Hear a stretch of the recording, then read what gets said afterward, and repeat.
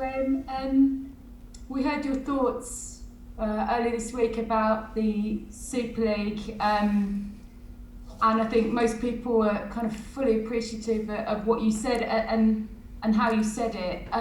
Wondered what your thoughts were now going forward in terms of, now that it's collapsed, what's the next step? Do you feel like those clubs need sanctioning? Well, I wouldn't go as far as that. I think it's a case of, as I said after the game, to remain vigilant, because I think there's still a movement to do something. I think we have to understand that the game will always move forward. The format of the Champions League will always be tweaked, but I think we should not just think about the big teams, not just think about the big countries. European football is about European football, and teams from lesser countries have a right to play in the Champions League as well, or at least compete and dream. And I think that the whole part of that is what makes the competition so special. Just like the Premier League, there's some clubs in the Premier League that probably, realistically won't compete to win the Premier League, but that doesn't mean to say that they shouldn't compete in it. So I think we have to remain vigilant and wary of what competition is, how important it is, and of course to do the best for the game.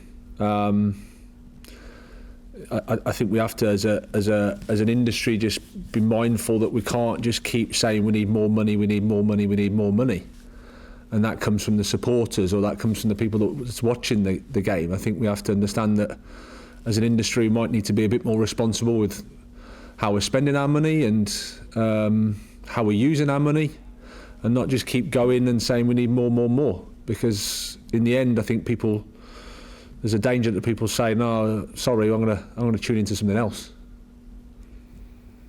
Do you think that football will heed its lesson? What's the biggest do you think they can take from the last few days?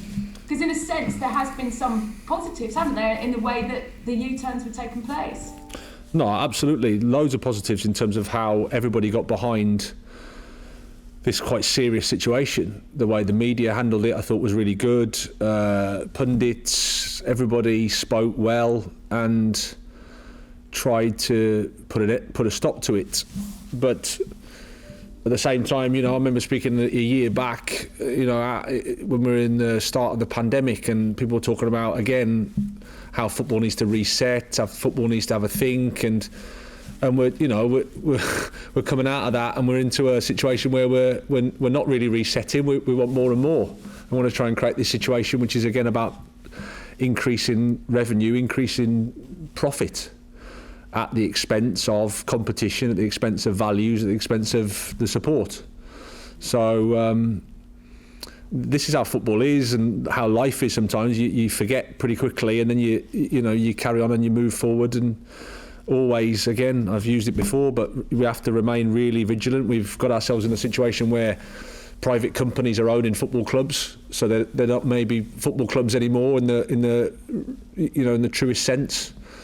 So it's hard on the one hand to want the money and the income that the private companies and the TV companies bring, and at the same time we've got to balance that with the needs and the position of the supporters, and we probably haven't got that right, and we need to try.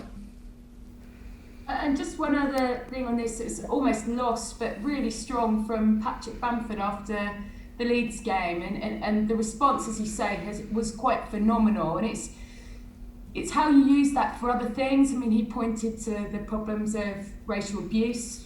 If we could get behind that in the way that fans got behind the Super League, then football can be a really powerful force for good, can't it? I mean, can you see a situation happening like that? How do we tap into that kind of energy and power that this has created?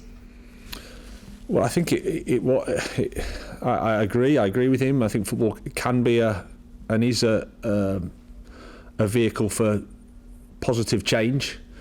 I think why everybody got so behind this, of course, it's about there was a financial implication, but I think mostly it was about values. It was about what competition means, the integrity of our sport, and I think if we can align that to other forms of discrimination, whether it's on race, whether it's on gender, whether it's on sexuality, whatever it is, then I think we should. And the positive thing again of the last few days is you can see how possible it is. I think we can be proud as a football community how we dealt with this situation, and now the challenge is, can we use it in a better way for other serious challenges we have in society?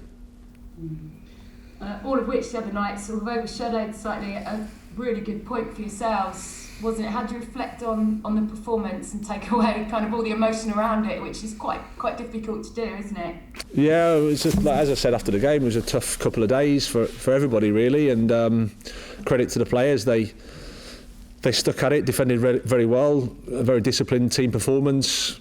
Had some chances at the end, could have won, but in the end probably a point's about fair, and we were happy with that, because Chelsea they were in a really good moment, and they are in a really good moment. They've had some fantastic results, and Thomas Tuchel has done an amazing job there. So for us to come away with something is, I think it's historic from a club perspective. I don't think we've had that before. So now we have to go again, prepare again, and get ready for Sheffield United. I know Ben White, so I've been reliably informed 77 of the last 78 games I think he's played for you. That's going to have to shift your thinking, isn't it, a bit? Yeah, I mean, he was ever present for Leeds as well, and he has been with us. He's got that type of athleticism, is able to just play. So yeah, we have to find a solution without Ben. We've got options, so we'll have to think about that over the next day or two. But yeah, we'll miss him. But again, it's football. It's part of life. We have to deal with it. And Sheffield United, their relegation confirmed. I mean, in a sense, the pressure's off them, isn't it? So I guess it makes it a little bit trickier to plan for. That they want to do themselves proud in the last couple of games. Yeah, exactly. I think you're right. They haven't got that pressure or worry or whatever it is, whatever word you want to use in terms of staying in the league. I think probably they've felt that it's just been a thing waiting to happen. I think, but when you look at them play, they're still fighting, they're still running, they're still acting in a way that is a Premier League team. I'm sure they'll want to finish off as well as they can. They're all playing for their futures. All the players are playing for their futures. The coaching staff are doing the same. So it's going to be a tough game for us. We've got a lot of respect for them as a group and as a team and as a club. So we have to be good, we have to be ready, we have to be lucky, all those things.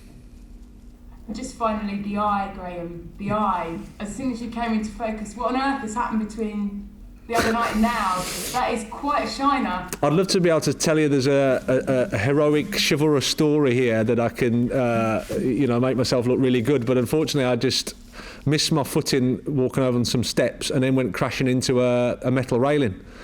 And I've got a bit of whiplash on my back, and I sort of look a little bit better, so the lady upstairs tells me, in terms of I'm looking a bit more rugged and handsome, but I think she's crazy, of course. Where did you do that, and had you had a little tipple or not? Well, no, that's the thing. I can't even say that. I can't even blame it on anything. I was literally walking on the beach, trying to look for where I could shelter on the beach for some wind, and missed my footing, missed my step, wasn't thinking. Probably had too much on my mind from the last couple of days, and boof. Thankfully, it's only hit my eye, my cheek. It could have been a lot worse. Your modelling days might be over. They were over a long, long time ago, if ever they started. Brilliant. Thanks, Graham. Cheers. Hi, Graham. Following on from that, apart from your own, any other injuries in the squad that you need to be aware of? No, everybody came through the game okay. Obviously, we're just still in the recovery process, so there's a couple of lads that we need to be careful of. Obviously, Adam Webster's not played for a while, Dan Byrne as well, to a certain extent Danny Welbeck, so we just need to keep monitoring them, but no injuries from the game. Percy Tau's been recovering from some tight hamstrings, so that's why he wasn't in the group on Tuesday night. So, but he's trained this morning with the team, so we'll see how he reacts. apart from that, everybody, apart from obviously the longer term ones, are still unavailable. But we've got a good group. And you talked about Tuesday, being a good point. Was there any disappointment in the squad or in yourself with not coming away with 3 points with delayed chances? Well, you always get a little bit greedy, I suppose, but in the cold light of day, and the general feeling afterwards was it was a night. There was a tough game against a tough opponent with a lot going on around it. It was important that we were competitive. It was important that we showed a good mentality, an understanding of the position we're in, which is we're fighting for everything, and we did that and managed to stay in the game long enough to create some danger at the end. But overall, I think a point's fair, and we move on and we prepare for the weekend. I mean, as you've already mentioned, it's a difficult one. Those 3 points are those ones that you would feel are essential, crucial, that you should be taking. But as Gail mentioned, a relegated team, hard to prepare for. I mean, how crucial are those 3 points for Brighton right now? Well, every game you go into in the Premier League, and certainly at this stage of the season, every point is vital. That's how it is. Our task is to make sure we get the amount of points at the end of the season that is necessary for us to remain in the league, of course, and then we want to try and get as many points as we can. So 3 points helps you, there's no doubt about it, but it's the Premier League, and I don't expect anybody to roll over. No one's going to give us the points. We have to earn them, we have to fight for them, we have to play well, we have to do everything good, because the opponent's going to be fighting. The opponent's going to want the points, and that's certainly going to be the case at the weekend. Finally, from me, spoke to Yves Bissouma earlier. How crucial has he been this season? How have you been rating his performances in terms of his development and his consistency? I think he's taken a step this season. I think he's. He's always had these incredibly high top-end actions that are breathtaking at times, but it's about him understanding the game a little bit more, about understanding what is his best role, how he can help the team, and I think just being a Premier League player every day, every minute of his life, and that's what he's trying to do. I think he's taken some steps, like I say, and he's been really important for us. Plays a really good role, and delighted with his form. Excellent. Thanks very much. Cheers. Hi Graham, I know you've spoken about the return of Adam Webster, but how important is it to have Dan Burn back? That's quite timely, isn't it? Yeah, to have both of them back. We were a little bit light, if I'm honest, Johnny, while those two were away, because we managed with the three that we had with Joel, Dunkey and Ben, but if you get any problems or any injuries or any suspensions, you're down to just the two. So nice to have those back. We need to be careful with them in terms of making sure that they've recovered. But the on and off the pitch, I would say they're important for us, because they bring a personality and a character, and then they have their attributes on the pitch, which are, of course, useful. Saying that, in 2021, you've had 8 clean sheets in your 16 Premier League games. That's some achievement. Defensively, I would say as a team, we've been really, really good. I think there was a stage where we seemed to concede from not too much. To be honest, I think we've at times been quite heavily punished, and that can happen in this league. But generally, I would say the way we've defended has been really, really good, led by